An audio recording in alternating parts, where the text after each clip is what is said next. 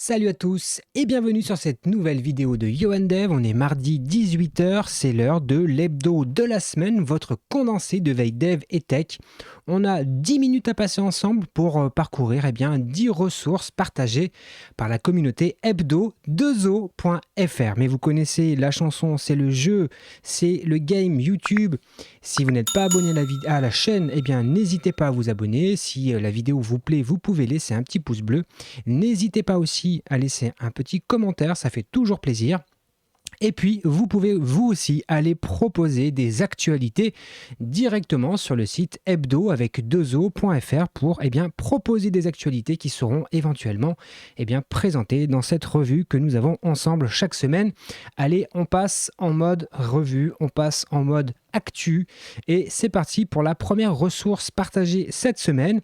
Une information sortie le 22 septembre sur le site officiel de Symfony qui nous informe que Symfony Flex, qui a été introduit dans Symfony en 2017, va aller vers une solution serverless, puisque aujourd'hui, ils sont obligés, entre guillemets, de maintenir une solution, une infrastructure pour faire fonctionner Flex.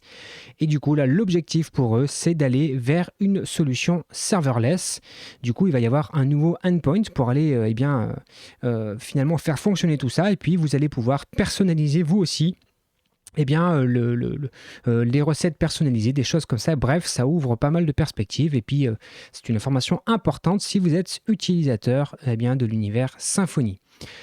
Une autre ressource sur le site de welovesdevs.com, un article écrit par Antoine Goré qui vient nous expliquer comment rendre son application Vue.js 50% plus légère en migrant de Vue 2 à Vue 3, qui est la dernière version de Vue.js disponible, qui est sorti, vous voyez dans l'article qui dit en juin 2021, Vue.js a sorti la version 3.1. Et donc, cet article va vous expliquer déjà qu'est-ce que Vue.js, quels sont les changements apportés par la version 3 et finalement, comment vous pouvez passer de l'un à l'autre et la migration finalement pour passer d'une version à l'autre. Donc bref, si vous êtes utilisateur de Vue.js, je pense que cet article très fouillé et très complet va pouvoir vous aider à migrer vos applications de Vue.js version 2 en Vue.js version 3.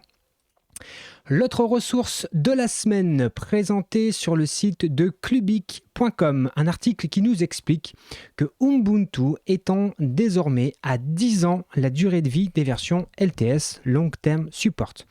Donc ça vient rajouter à mon avis encore plus de crédibilité à l'utilisation de Ubuntu comme un vrai environnement de production ou une vraie machine, on va dire desktop, pour travailler au quotidien. Donc, si vous aviez besoin d'arguments supplémentaires pour avoir envie d'utiliser Ubuntu, celle-ci peut-être va rentrer en ligne de compte. Moi, je sais que c'est une distribution que j'aime bien parce qu'elle est utilisable rapidement, parce que l'environnement graphique me convient bien.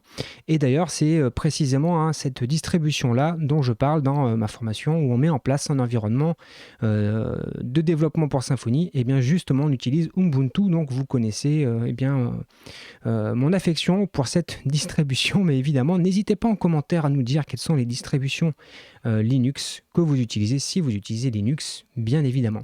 Allez, une autre ressource partagée cette semaine sur le site webrankinfo.com.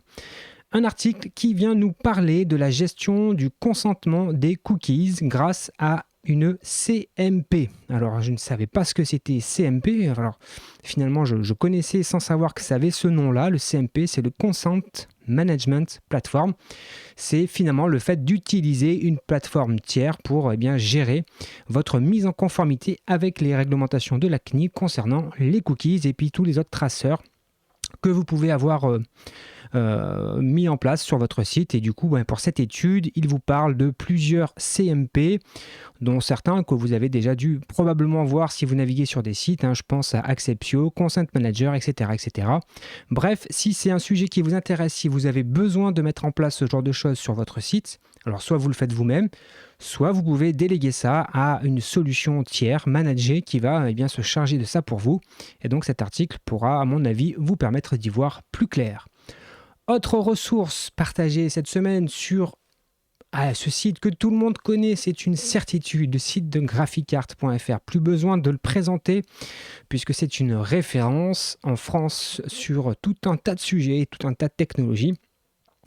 Et là, il a sorti une vidéo qui dure à peu près 27 minutes, enfin pas à peu près, qui dure 27 minutes et qui vient vous expliquer l'authentification dans Symfony 5.1 et supérieur, puisque vous le savez, il y a eu l'introduction d'un changement dans le mode de fonctionnement de l'authentification à partir de la version 5.1. Et donc si vous avez besoin d'y voir plus clair, vous pouvez aller voir cette vidéo. C'est ni plus ni moins que le meilleur moyen de comprendre. Graphicart, avec tout le talent qu'on lui connaît, nous a expliqué ça de manière limpide et complète. Donc n'hésitez pas à aller checker sa vidéo. Elle est aussi disponible sur YouTube. Là, c'est sur son site, mais vous pouvez aussi aller voir ça directement sur son site. Il n'y a pas de problème. Allez. Une autre ressource, là les deux qui viennent, ça va être des pourquoi. Eh oui, on se pose tous des questions et des fois on n'a pas la réponse, mais là il y a cette question qui nous est posée sur le site de numerama.com qui est: pourquoi les administrations ont-elles tant de mal à passer au logiciel libre à grande échelle? Et cet article, finalement un long article que j'ai trouvé passionnant, revient sur des expériences plus ou moins réussies de services publics, ou en tout cas d'administration, qui ont fait le pas vers des solutions open source, voire même qui ont développé des solutions en interne et qui les ont rendues open source. Il donne l'exemple des services techniques de la ville d'Arles, par exemple. Et pourquoi est-ce qu'il y a des fois un moment pour passer à l'échelle supérieure, pour déployer de façon plus massive des logiciels libres? Et pourquoi ça coince? Par exemple, il parle d'une expérience à Grenoble. Comment est-ce qu'ils ont pu le faire pour les écoles et comment ça a pu bloquer dans d'autres situations? Bref, si la question du logiciel libre, et notamment dans les services publics et les administrations françaises, vous intéresse, je pense que cet article viendra compléter votre réflexion. Allez, un deuxième pourquoi, parce que c'est bien de se poser des questions. Hop, je remonte en haut de l'article.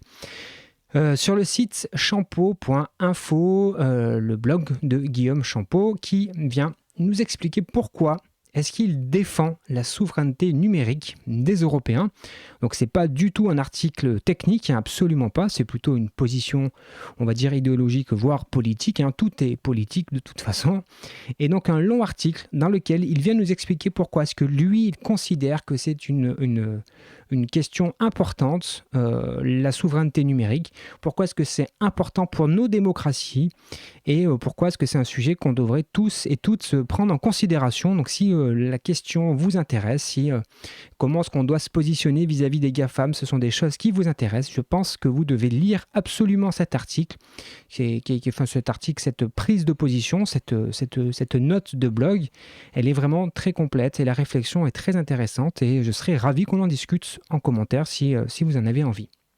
Allez, une autre ressource traditionnelle sur le site de l'AFUP.org. Chaque année, il lance une grande enquête sur les salaires de l'IT en France. Et donc, vous retrouverez dans les liens de la description un lien unique qui vous mène vers le site hebdo.fr sur lequel vous retrouvez l'ensemble des ressources dont je parle dans la vidéo. Et je vous invite évidemment à aller renseigner cette enquête-là. C'est une enquête qui est dédiée aux développeurs PHP. Donc, allez, si vous êtes développeur PHP, allez vite renseigner cette enquête. C'est important pour avoir une photographie de la situation telle qu'elle est en France. Allez, il nous reste 2 ressources pour terminer cette petite veille de la semaine que j'ai toujours autant de plaisir à animer et je vois que ça vous fait plaisir parce qu'en tout cas, c'est quelque chose d'intéressant pour tout le monde, pour moi et pour vous. Donc, on se fait plaisir. Et on continue cette semaine encore avec un article sur le site de zdnet.fr. Un article qui vient nous expliquer pourquoi la modernisation des applications passe aussi par la modernisation des infrastructures. Et donc là, on parle clairement d'une approche DevOps et de tout ce que ça insinue, tout ce que ça entraîne comme changement à la fois dans les applications mais dans les infrastructures.